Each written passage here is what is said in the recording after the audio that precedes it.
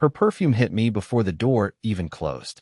Not the usual vanilla scent she sprayed on for family dinners or office parties. No, this was something new. Expensive. Bold. It smelled like risk. She didn't see me standing there in the kitchen. Or maybe she did and just didn't care. She tossed her keys in the bowl by the door, dropped her phone on the counter, and casually started humming. Humming. The kind of hum people do when they're either in love or freshly guilty. I stared at her for a few seconds. She still hadn't looked at me. Just opened the fridge like it was a normal Tuesday night and not the death of my peace of mind. I asked the question without thinking. Who is he? No preface. No hi. No accusations. Just 3 words. She didn't flinch. She pulled out a bottle of wine, poured herself half a glass, then finally turned to face me and smiled, like a chess player who already knows she's 5 moves ahead. I'm going on a date, she said, twirling the wine like she was judging its legs. Try not to get jealous. I didn't even feel anger. I felt nothing, like the air got sucked out of the room and left me standing inside a vacuum. She sipped her wine, sat on the bar stool across from me, crossed her legs like she was being interviewed on late-night TV. Jonah, she added, I need to feel alive again. And no offense, but being married to you lately feels like flat soda. That was it. That was the line. She looked me straight in the face and compared me to expired Sprite. I think I laughed. I didn't mean to. It just came out, sharp, breathless, ugly. And then, as if I hadn't heard enough, she kept going. I'm not cheating. I'm just sampling my options. You said once you wanted me to be happy. So, let me find out what that means. For real. That moment split my life in 2. Before, when I thought we were working through things, maybe in a rough patch. After, realizing I was a warm placeholder while she auditioned replacements. She stood up and walked toward the bedroom to change, and right before she turned the corner, she said without looking back, Don't wait up. She thought that was the end. She didn't see the envelope I had stashed under the sink. She didn't know about the second phone, and she had no clue what I'd already discovered last weekend when I worked late. Let her go on her little date. She wanted to feel alive. So did I. And tonight, I was done playing the quiet, boring husband. She left the bedroom in a tight black dress I'd never seen before. Not once. Not in 6 years of birthdays, holidays, or anniversaries. Her heels clicked across the floor like she was walking away from me on purpose. Not just physically, but symbolically. I watched her lean into the mirror by the door, touch up her lipstick, and pretend I wasn't standing 5 feet away, gripping the edge of the countertop like it was the only thing keeping me upright. She gave herself a satisfied nod. I think she was actually proud of herself. Proud of this new version of her. The one who could announce a date to her husband and walk out like it was just another evening errand. She didn't kiss me goodbye. Didn't even pretend to explain where she was going. Just opened the door, paused dramatically like some scene from a trashy soap opera, and tossed out one last line. Try not to do anything rash while I'm gone. Then she disappeared into the night with the same perfume I'd smelled on the collar of someone else's coat in our laundry hamper last week. She thought I hadn't noticed. She thought I hadn't been paying attention. But I had. 4 months now, I'd been noticing all the small things. The half-erased texts she thought I wouldn't catch. The unfamiliar names saved in her phone with emojis. The receipts for hotel bars tucked into coat pockets she rarely wore. I had done nothing, said nothing, because I kept convincing myself I could fix it. That maybe I was the problem. That maybe if I became a little more exciting, more spontaneous, more whatever the hell she thought she was missing, she'd come back around. But tonight killed that illusion. Tonight she stood in front of me and told me to my face that she was going on a date and expected me to just simmer quietly, like some obedient background character in her glamorous little drama. I didn't rage. I didn't scream. Instead, I reached under the sink and pulled out the small envelope I'd hidden days ago. Inside it was a USB drive, a printed report from a private investigator, and 4 photos. All time-stamped, all unmistakable. Her, and him, and another him. 2 different men, different nights, different outfits. Same lipstick, same lies. I didn't know which one she was meeting tonight, and honestly, I didn't care. What mattered was that I finally had proof. Not just suspicion. Not just late-night paranoia or gut feelings. Proof. Still, I didn't text her. Didn't call. Instead, I walked into the spare room, sat at my desk, and opened a blank document on my laptop. I wasn't sure what I was going to write at first. A letter? A confession? A legal outline? No. I just started typing the one sentence that rang in my head like a bell. You told me not to get jealous, so I decided to get even. Then I started making plans. Not revenge. Not chaos. Just something she never expected from me. Control. Because if she thought she could humiliate me in my own house, in front of my own dignity, and walk away unscathed, then Natalie had no idea who she was really married to. She married the quiet one. The patient one. But tonight, I was done being that man. She wanted excitement. She was about to get the plot twist of her life. By the time the front door clicked shut behind her, I already knew I wasn't going to be there when she came back. It wasn't some theatrical idea or a revenge fantasy. It was clarity. Like the moment you finally admit the milk's sour after pretending it smelled fine for days. So I stood there for a while in our too-quiet kitchen, the wine glass she left behind still spinning a little on the counter, half full of red she'd never finish. The clock ticked louder than usual. I remember that. And then I moved. Not in anger, but with purpose.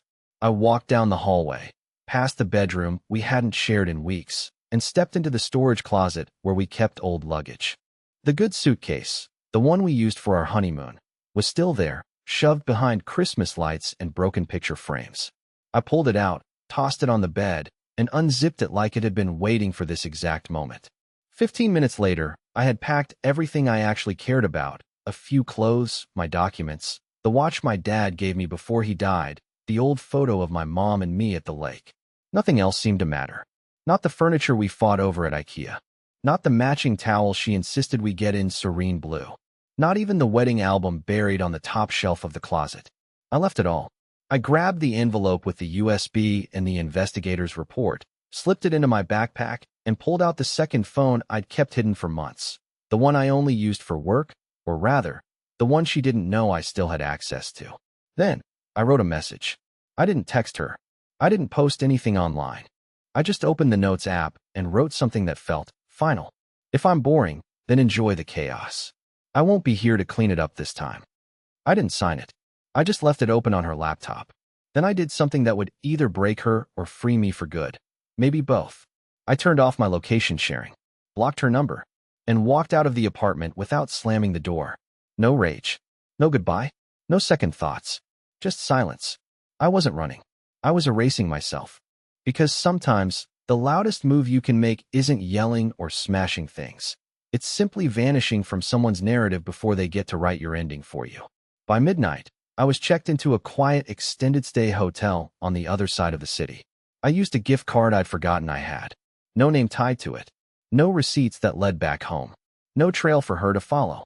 I lay there staring at the ceiling, waiting for the flood of panic or regret to hit me. But it didn't. Instead, I felt peace. And for the first time in years, I didn't feel like I had to earn someone's love by being less of a burden. Natalie had gone on her date, thinking I'd be home waiting. She thought I'd stew. She thought I'd maybe cry and ask who he was, beg her not to leave, or grovel like I had in every argument that ended with, "You're too sensitive, Jonah." But no, I left her the echo of what she'd made me feel for months. Alone, small, and uncertain.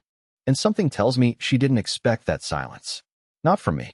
By sunrise, I had already created a new email address, forwarded a few important work files to myself, and sent a single message to my boss telling him I needed a reset week, no questions asked.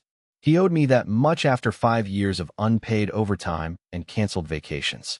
I wasn't planning to run forever, but I was planning to be gone long enough that Natalie would feel the weight of my absence. Let her come home to an empty closet. Let her check her texts and wonder why they weren't going through. Let her call my mother, who would have no idea where I was, and squirm through that awkward conversation. Let her realize that the version of me she'd spent so long mocking, minimizing, and sidelining was no longer a prop in her performance. But here's the thing I didn't expect: how quickly the shift in power would start working. Because 2 days into my silence, she broke. It started small. The first email popped up on my new inbox. Subject line, "Hey, can we talk?" I didn't open it. I didn't need to. I just watched it sit there like a worm on a hook. 6 hours later, another one. "Where are you?" I'm starting to freak out. Good. I wanted her to. By nightfall, she was blowing up my old phone, which I'd left powered off and taped to the bottom of a drawer in the hotel room. I wasn't curious what she was saying. I already knew the pattern. First confusion, then guilt, then the gaslighting, how I overreacted, how I should have talked instead of disappearing. But this time, she was talking to herself. I spent the third night visiting my brother Nathan. He didn't know everything, just enough to say, "If you need to crash here for a week, the couch is yours." He was one of the only people in my life who never liked Natalie. Said she smiled too much when she was lying. He wasn't wrong. We sat on the porch with 2 warm beers and didn't talk much. I appreciated that. He didn't prod, didn't pity me, just nodded when I said, "It's over." He asked only one thing. "You got a plan?" I smiled. For once, I actually did. The next morning, I met with an attorney. Quiet office. Big desk. Clean haircut. He looked like someone who could surgically remove a soul from a marriage contract. I showed him the evidence I had, the photos, the report, the timeline. I kept my voice low and even, but I could tell he saw through me. "Are you sure you want to go this route?" he asked. "I'm done being someone's doormat," I said. He nodded and opened a folder. We began the paperwork right there. But the moment that really cemented things wasn't legal. It was emotional. Because that same day, while I was driving back to the hotel, I finally checked my voicemail, 17 missed calls. The last one played through the speakers as I sat parked outside a grocery store. "Jonah, I don't know what you're doing. You're being dramatic. If this is your idea of punishing me for being honest, it's working, okay? I don't get why you're making this such a big deal. You knew we were drifting. You knew I wasn't happy. I didn't even sleep with him, Jonah. We just talked. Why are you doing this?" That voicemail did something I didn't expect. It didn't make me angry. It made me laugh. Actually laugh. Out loud. Because Natalie still didn't get it. She still thought this was about some other man. She had no idea it was about the version of me that she killed with every belittling comment. Every time she chose someone else's attention over my presence.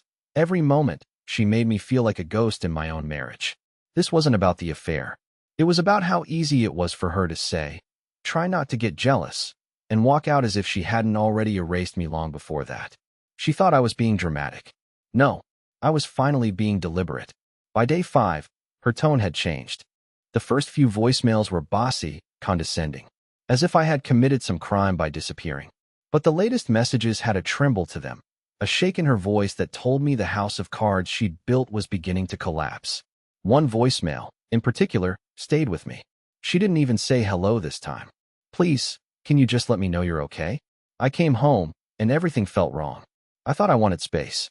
I thought I wanted clarity. But now I'm just scared. "Are you really gone? For good?" I didn't answer. She didn't know that the lease had already been severed behind her back. She didn't know that I had given the landlord my portion of the exit fee and legally detached myself from the property we used to share. And she certainly didn't know that I'd rerouted all joint accounts and removed myself from every financial entanglement like a ghost unbinding from a haunted house. I was already gone. All that was left was for her to figure out just how much of her life was built around a man she didn't think she needed, until he vanished without a goodbye. And then, things started getting interesting. On the 6th night, I received a call I never expected, not from her, but from Tara, her younger sister. I hesitated before answering, but something told me to pick up. "Jonah," she said, her voice tight and urgent. "Please, don't hang up. I just need to talk to you. I'm not on her side." That sentence alone made my grip on the phone tighten. I didn't speak. I just listened. She continued, "I don't know what Natalie told you, but I think you should know something. She's spiraling. She came over last night drunk. Really drunk. She kept saying she made a mistake, that you were gone and she didn't know how to fix it. And then she said something that caught my attention." She paused. I finally said, "What?" She said she never thought you'd actually leave. She thought you'd stay, like always, even if she rubbed it in your face. She said you were too soft to fight back. Her words, not mine. That one hit hard, but not because it was new. Because it confirmed what I always suspected. She never respected me. She pitied me. Natalie didn't just walk all over me. She danced on my spine while smiling in the mirror. And the worst part? I let her. Tara continued, her voice shaking. "I'm sorry, Jonah. I should have said something sooner. She always talked to me like you were some kind of appliance, something that would always be there when she needed it, but never something she had to care for. I told her she was being cruel. She didn't listen. But now, I think she's finally seeing what she destroyed. It was the first honest thing anyone had said to me in weeks. Not therapy speak. Not pity. Just truth. Raw, unfiltered, and echoing in all the places I had stuffed my shame. I hung up without saying much. I just thanked her. That was enough. I sat on the edge of the bed in the hotel room. Lights off, TV on mute, and realized something strange. I didn't miss Natalie anymore. I missed who I thought she was. The version I had built in my head. The partner I believed I had. The marriage I kept trying to breathe life into like a deflated balloon that had already popped days ago. That woman was gone. Or maybe she never existed at all. And now? She was learning how cold it feels when the man you dismissed becomes the silence you can't stop hearing. By day 7, I didn't need to check my phone to know she was still spiraling. There were over 30 missed calls, not just from Natalie, but from mutual friends, from her cousin Gabe, even from our old neighbor Alex, who once lent me a ladder and apparently now felt the urge to ask, "Hey man, everything okay?" Natalie's been calling everyone. I didn't respond. I wasn't ignoring her to punish her. I was ignoring her because I'd already tried every version of communication before. Calm discussion, pleading, patience, therapy, silence, even shouting once. Nothing worked. She only listened when things collapsed. So I stopped trying to convince her of anything. And I started letting reality speak louder than my words ever could. That morning, I made one deliberate move. I mailed a sealed envelope to her office. Priority, signature required. Inside, a simple letter and one flash drive. The letter was short. "You said you were just being honest. So now, I'm being honest too. I know everything. Enjoy the videos." No signature. No threats. No drama. Just a final breath of clarity. The drive contained the footage from the private investigator, unedited. No commentary. No rage. Just time-stamped, high-definition reality. Her leaving a restaurant with one man, entering a hotel with another the next week. Her laughing, drinking, touching, and never once looking like someone who missed her husband. I wasn't sure how she'd react. And honestly, I didn't care anymore. This wasn't about revenge. This was about exposure. About making her finally look in the mirror without the comfort of denial. That evening, the storm arrived. At 6:41 p.m., I got an email from her. Subject line: "How could you do this?" The message inside was pure panic, the kind that happens when someone realizes their lies are no longer in their control. She didn't deny anything. She didn't even try. Instead, she begged me not to send anything to her family. She pleaded for discretion and said she'd do whatever it takes to make things right. Suddenly, the tone had shifted. The woman who once called me predictable and flat soda was now terrified of losing her image.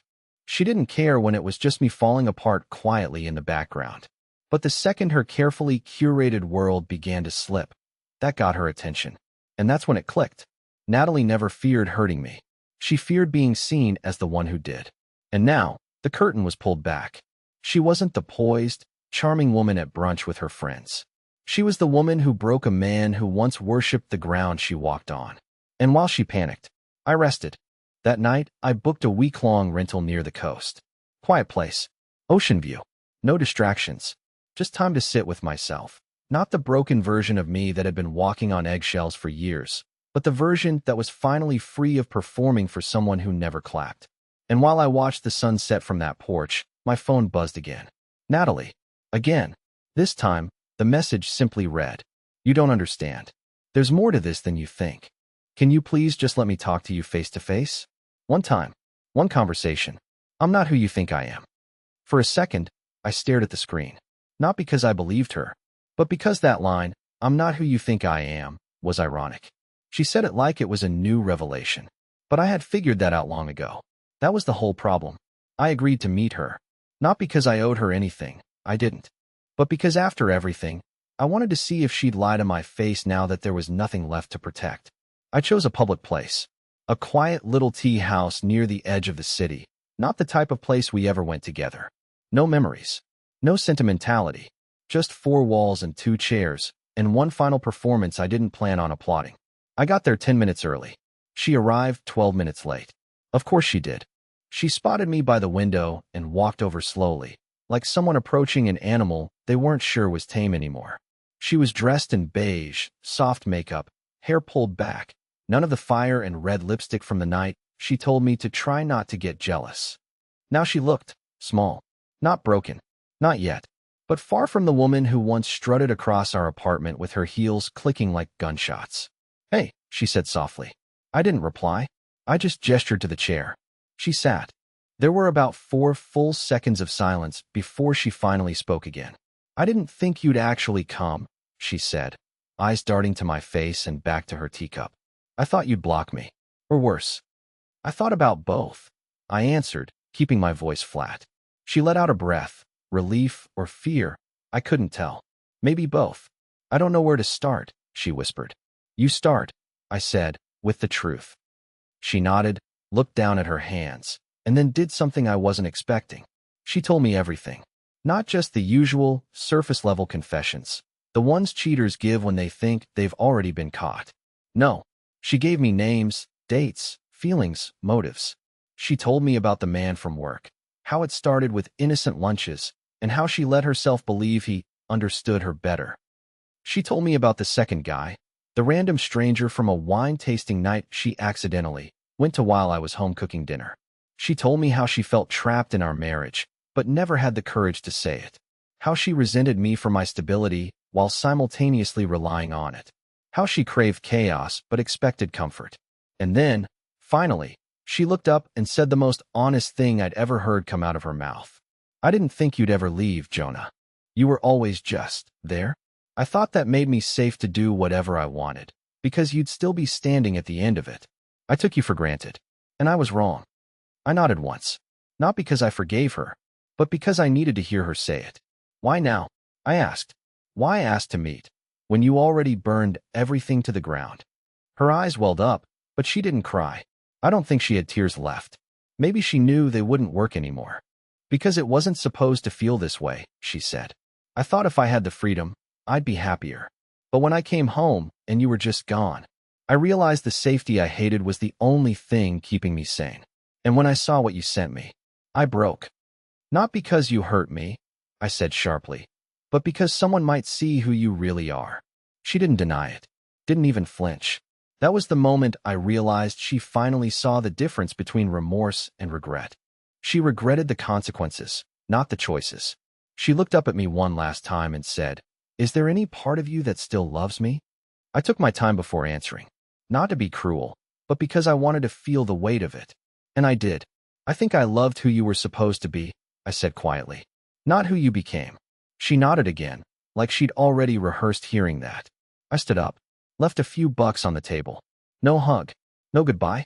As I walked out, I caught her reflection in the window, and for the first time since this all started, she looked exactly like I felt the night she smirked and said she had a date. Empty. Except now, I wasn't the one sitting alone. It's strange, the silence after something ends.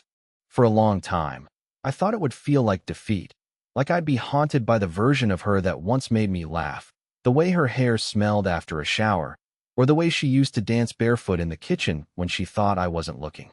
But none of those memories showed up. Instead, the silence felt like permission to breathe deeper, to live slower, to stop apologizing for being someone who simply wanted peace. After the tea house meeting, I didn't hear from Natalie for 2 weeks. Not a message, not a voicemail, not a single "Are you okay?"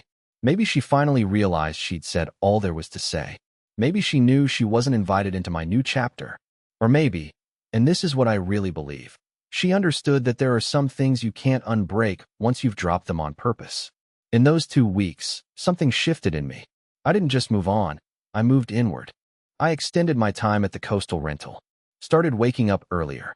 I'd sit on the deck with a journal and write things I never had the courage to say out loud before. I read again. I ran along the beach. I signed up for therapy, real therapy this time, not the couple's kind where I sat next to her in silence while she performed. I learned how quiet the world becomes when you stop trying to prove your worth to someone who already decided to ignore it. And then came the twist I never saw coming. One morning, while I was flipping through job listings in a cafe by the water, I ran into someone familiar. Dina, a friend of a friend I hadn't seen in years. We got to talking. She asked where I'd been. I told her, vaguely, that life had hit a detour. She smiled and said, "Detours lead to better views. Trust me." I believed her more than I expected to. What started as a random coffee turned into two more. Then a walk. Then silence on the bench, the good kind. The kind that doesn't feel like distance, but comfort. She wasn't a rebound. She wasn't a replacement. She was just present, in a way Natalie hadn't been in a long, long time. And I didn't rush it. For once, I didn't feel the need to win someone over or play some role to be chosen. I was just me.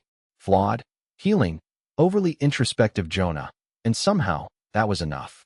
Eventually, I got a new apartment. Signed the lease by myself. Bought furniture without asking someone else's opinion. Painted the walls a warm gray. Hung up a giant map of the world. And marked all the places I wanted to go. Places I had paused for years while waiting for someone else to choose me back. And I chose me instead. Then one evening, about a month after the tea house, I got one final message from Natalie. It simply said, "I saw your new place on Gabe's story. You look happy. I never thought I'd say this, but I hope you are. I really do. I'm sorry, Jonah, for everything."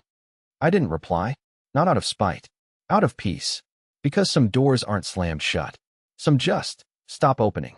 And for once, I wasn't standing on the other side of it anymore.